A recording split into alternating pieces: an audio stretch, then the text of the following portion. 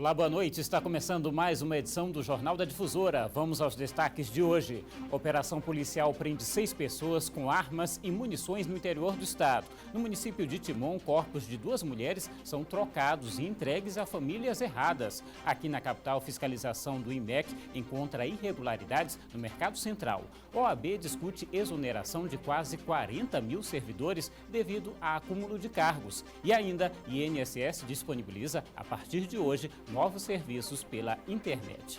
Sejam bem-vindos, o Jornal da Difusora está começando agora.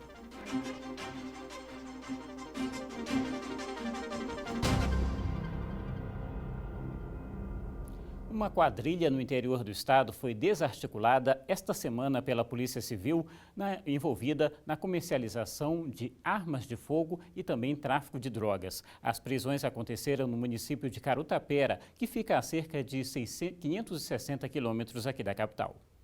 3 mulheres e um homem foram presos por tráfico de drogas. Este homem, identificado como Marcos Vinícius Pantoja, foi preso por comércio ilegal de armas e este outro, identificado apenas como Antônio Vieira, foi preso em flagrante por porte e comércio ilegal de armas de fogo e munições. Ele era comerciante ali naquela localidade e tinha em sua residência diversas munições de diversos calibres, onde era revendido para aquelas pessoas ali naquela comunidade. Ele era conhecido já por vender esse tipo de material ilícito. Ele continha também, dentro do seu estabelecimento, 7 armas de fogo, onde também a gente acredita que as armas de fogo eram vendidas ali naquela região, que eram utilizadas para homicídios, para cometimento de roubos, entre outros crimes. Durante a operação, também foram apreendidas essas armas, munições e drogas. Segundo a polícia, ainda não há confirmação de relação entre os suspeitos presos. Os 6 suspeitos estão na unidade prisional de ressocialização de Carutapera. Através desse primeiro passo, a polícia pretende chegar nos fornecedores e no destino final do material. Obviamente a gente levantou alguns casos de armeiros, como eu estou falando, e de comércio ilegal que estava alimentando boa parte das pessoas. Uns deles, inclusive, estavam consertando armas aí para indivíduos que nem sequer tinham posse ou propriedade da armas ilegais. E temos também os casos de traficantes que, em alguns desses locais onde a gente fez as buscas, nós já temos a indicação de que são de mesmos fornecedores. Agora é trabalhar em cima desses fornecedores para que a gente possa concluir os trabalhos com mais prisões. E olha só o que aconteceu no interior do estado. Os corpos de 2 mulheres foram trocados e entregues por uma funerária nesta terça-feira a famílias erradas. O erro só foi percebido durante o velório de uma das vítimas. O caso inusitado aconteceu na cidade de Timon. O vídeo que circula nas redes sociais mostra a indignação da família ao perceber que não tinham recebido o corpo de Eva Rodrigues de Miranda para as últimas homenagens. A mulher faleceu de insuficiência renal na unidade de pronto atendimento no bairro Santo Antônio. Isso não é coisa que se faça, não. O corpo de Dona Eva foi trocado pelo de Maria da Luz, do interior de Timon. A diretora da UPA explicou que fez a liberação do corpo como de costume para a funerária. Os 2 corpos estavam no morgue. A empresa que veio receber aqui, pegar o primeiro corpo, não sei se não se atentou que tinha um outro corpo dentro do morgue e levou o primeiro que encontrou. No momento que esse corpo foi levado, só estava a funerária também. Nenhum familiar estava acompanhando no momento da retirada desse corpo da unidade. Ainda de acordo com a diretora, em reunião com a funerária, eles contestaram sobre a presença de 2 corpos no morgue. Nós conversamos a respeito do ocorrido, né, e ficou não esclarecido totalmente por eles, né, porque eles relataram que só havia um corpo no morgue, enquanto na verdade tinham 2. Então ficou nesse impasse, né, não chegamos a um consenso. Para a família, a situação foi mais do que constrangedora e eles contestam a versão dada pela UPA. Quando eu cheguei lá, eu abri, saco, reconheci que realmente aquela que tinha ficado na UPA ainda que era a Dona Eva. A identificação que tinha na ficha lá, na maca do lado, era o nome da outra mulher. A empresa foi procurada pela produção, mas não quis se pronunciar sobre o assunto. Uma operação do Instituto de Metrologia e Qualidade Industrial do Maranhão, juntamente com o Corpo de Bombeiros, foi realizada hoje no Mercado Central, em São Luís. Durante os trabalhos, foi identificada uma série de irregularidades no prédio, como falta de equipamentos de segurança e fiação exposta. A operação desta vez foi no Mercado Central, um dos mais antigos da capital São Luís. E a estrutura foi um dos quesitos verificados. O Corpo de Bombeiros identificou uma série de irregularidades no prédio. Falta de equipamentos de segurança e fiação exposta foram alguns deles. Deu uma volta por toda a edificação. Foi observado que a edificação em si não possui nenhum sistema de combate a incêndio, tanto fixo como móvel. Observamos também fiações expostas, quadro de distribuição elétrica precisando de manutenção. Outros detalhes, como alguns quiosques que vendem alimentação, eles estão estocando GLP.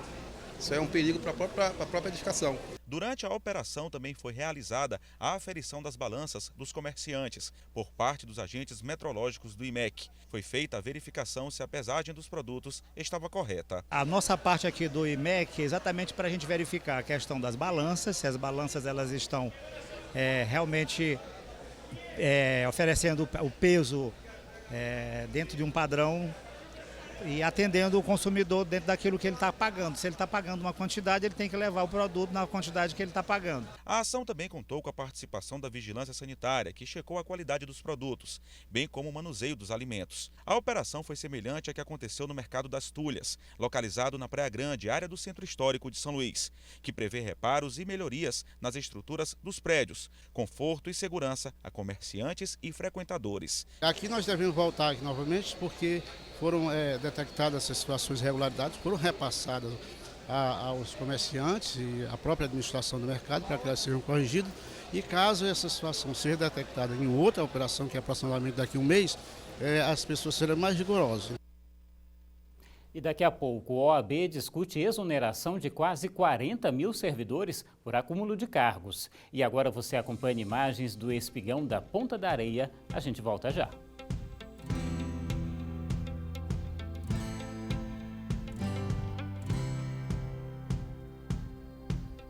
Quase 40 mil servidores no Maranhão foram exonerados devido ao acúmulo de cargos. Hoje, a OAB promoveu uma audiência pública sobre o assunto e as consequências de sua apuração pelo Tribunal e pelo Ministério Público. Israel é professor na cidade de São João Batista e, assim como muitos trabalhadores, possui 2 matrículas no município. Ele também foi notificado para dar explicações com o objetivo de que seja verificada se há ou não acúmulo de funções. Sou professor da rede pública municipal de ensino, professor concursado, e fui notificado para dar explicações sobre a possível acúmulo de cargo. E no meu caso, que tem 2 matrículas de professor, eu estou legal, de acordo com o artigo 37 da Constituição Federal, que você pode ter 2 matrículas de professor, 2 de médico, e mesmo assim, alguns companheiros que têm apenas uma matrícula também foram notificados. Como forma de debater o assunto, a Ordem dos Advogados do Brasil, Seccional Maranhão, promoveu uma audiência pública ampliando as discussões, inclusive em torno do que diz o artigo 37 da Constituição Federal, que em alguns casos até autoriza trabalhadores a desempenharem mais de uma função no serviço público. Além de representantes de outros órgãos, o encontro também atraiu muitos servidores. No entendimento da Ordem dos Advogados do Brasil, Seccional Maranhão, a situação dos servidores públicos deve ser analisada caso a caso, ou seja, de forma individual, para que não se cometa ilegalidades num possível processo de exoneração. Nós já temos diversos casos de pessoas que têm um único cargo que foi notificada para deixar o emprego e que mostra vício nos sistemas das prefeituras, das baixas das prefeituras, nos cadastros. Isso vai causar verdadeiro tumulto em diversos municípios. São cerca de 40 mil pessoas, a grande maioria professores. Na oportunidade também esteve presente esse representante do Tribunal de Contas do Estado do Maranhão, órgão que criou um sistema de controle de folha de pagamento em que todos os gestores são obrigados a fornecerem as informações relativas aos servidores, principalmente no que se refere aos vínculos. O tribunal disponibilizou um sistema que os gestores, com acesso a esse sistema, identificam quais são os servidores que recebem mais de uma fonte de renda e tem um prazo para justificar isto. Isso não quer dizer, repito, acúmulo de cargo. Apenas a explicação pode solucionar a questão. Havendo realmente uma ilegalidade, aí é um procedimento do gestor de resolver. Já em Imperatriz, vereadores recorreram de uma decisão da Justiça que suspendeu os trabalhos da CPI que investiga possíveis irregularidades na Secretaria de Saúde do município. A CPI, que foi aberta para investigar 2 contratos da empresa Cato Gerenciamento Técnico de Obras e Serviços com a Secretaria Municipal de Saúde de Imperatriz, está suspensa desde o dia 26 de junho pela Vara da Fazenda Pública. O juiz Joaquim da Silva Filho expressou na decisão que já existem 5 ações populares na Justiça investigando as mesmas denúncias da CPI e que, além disso, 4 vereadores que compõem a comissão foram apontados no requerimento como testemunhas a serem ouvidas, o que, segundo o juiz, não é permitido. Diante da decisão, a comissão entrou com recurso e aguarda o resultado. Mesmo com o recesso parlamentar e com a decisão judicial que suspende a CPI da Saúde, os vereadores que assinaram o requerimento pedindo a abertura da comissão parlamentar de inquérito continuam se reunindo aqui na Câmara. Nos bastidores, a expectativa é pelo resultado do agravo de instrumento que deu entrada no Tribunal de Justiça, argumentando que o caso não é de competência do juiz Joaquim Filho. Ele deu um prazo de 10 dias para a gente prestar esclarecimento para ele, porque o prefeito entrou com a ação pedindo a liminar, ele considera liminar, mas só que ele pediu informação para ver a veracidade do que o prefeito pediu. No recurso, os vereadores afirmam que está claro no requerimento o objeto de investigação da CPI da Saúde, os contratos com a empresa Cato, e ainda relataram outro ponto que, segundo eles, impossibilita o juiz da Vara da Fazenda revogar a CPI. Ele alega que não há um objeto claro como determina a lei, mas nós temos que é o contrato entre a empresa Cato Gerenciamentos com a Prefeitura Municipal de Imperatriz. Aliás, 2 contratos.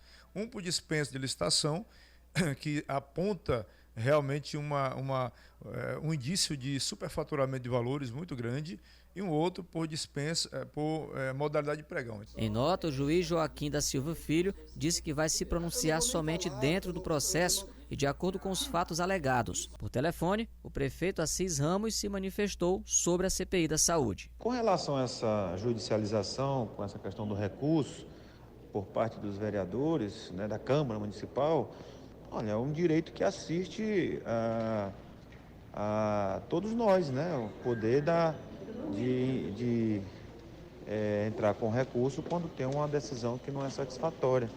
Isso é do sistema jurídico nosso, né? Agora, cabe ao tribunal analisar. Vamos aguardar a decisão do tribunal. Não tem o que discutir, né? É analisar a decisão, aguardar a decisão do tribunal e pronto. Os vereadores acreditam que a CPI terá continuidade. A cidade, ela merece uma resposta, né? A cidade, ela merece a CPI de volta para a gente continuar os nossos trabalhos. E daqui a pouco, o INSS disponibiliza a partir de hoje novos serviços pela internet. E agora você acompanha imagens ao vivo do Sarau Histórico que acontece neste momento no Complexo Deodoro, aqui em São Luís. Que saudade, querida! Você tá tão linda. Ah, você também. Eu trouxe pra você, coração. E a programação na exposição agropecuária de Imperatriz continua. Quem conta os detalhes é o repórter Emerson Pinto.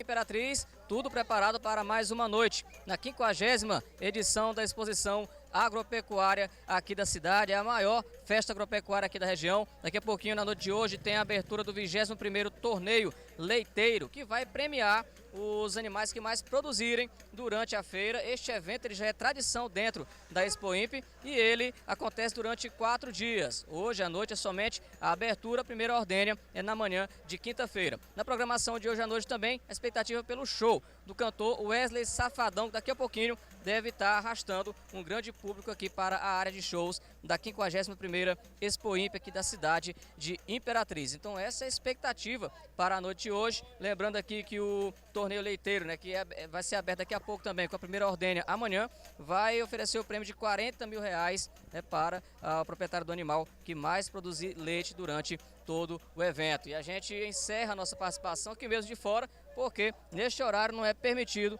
a entrada da imprensa, não é permitido a imprensa passar pelos portões aqui do Parque Lourenço Vieira da Silva. Segundo a Anvisa, os medicamentos mais consumidos sem receita médica são os analgésicos, antitérmicos e anti-inflamatórios. Um hábito comum no país, mas que pode levar à morte. Em Caxias, uma mulher morreu após fazer uso de uma dosagem do medicamento que não constava na receita.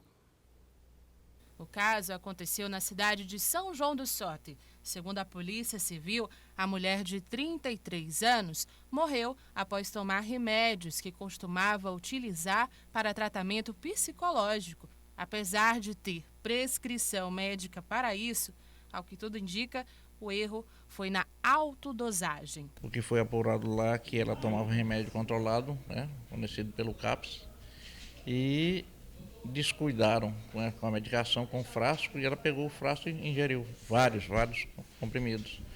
Levaram para o hospital, lá de São João do Sote, e logo ela entrou em óbito. A automedicação é uma prática comum, mas começa a se tornar um problema sério quando vira rotina. A automedicação, por um lado, ela alivia alguns problemas imediatos, mas ao mesmo tempo ela pode mascarar algumas doenças ou até fazer com que fique difícil o diagnóstico dos profissionais. A opção da automedicação, para muitas pessoas, é mais atraente pelo simples fato de não marcar uma consulta médica, mas tal comportamento pode trazer graves problemas de saúde, entre eles a intoxicação ou a morte. O risco de a morte é muito grande, porque a dose que cura é muito próximo da dose que mata. Então vai depender muito da dosagem. E o INSS disponibiliza a partir de hoje novos serviços pela internet. Veja na reportagem de Nice Ribeiro. Ir até as agências do INSS pode não ser mais tão necessário. É que dos 96 serviços que já são oferecidos, 90 já estão disponíveis na plataforma digital do órgão e serão realizados apenas por meio da internet. A medida começou a valer a partir desta quarta-feira e pretende diminuir o fluxo de pessoas nas agências. Os procedimentos podem ser realizados no Meu INSS, disponível em site e aplicativo, além do portal 135 e ligações. O que muda agora é porque os agendamentos hoje, eles não precisam ser mais presenciais, só em situações específicas, tá? A pessoa vai na agência. Hoje você pode usar o Meu INSS para solicitar e anexar logo a documentação. Não há necessidade de mais na agência. Você vai na agência se tiver alguma pendência, e aí o servidor, quando dá análise, ele solicitar. E aí você vai na agência, agenda o cumprimento de exigência e vai na agência entregar essa documentação. Serviços como solicitação de aposentadoria por tempo de contribuição, recebimento de salário e maternidade, recurso, auxílios e pensões estão disponíveis. Ficarão no atendimento presencial apenas a realização de perícias médicas, prova de vida quando o segurado não conseguir realizar no banco ou carga de processos, além da geração de senha para o atendimento online.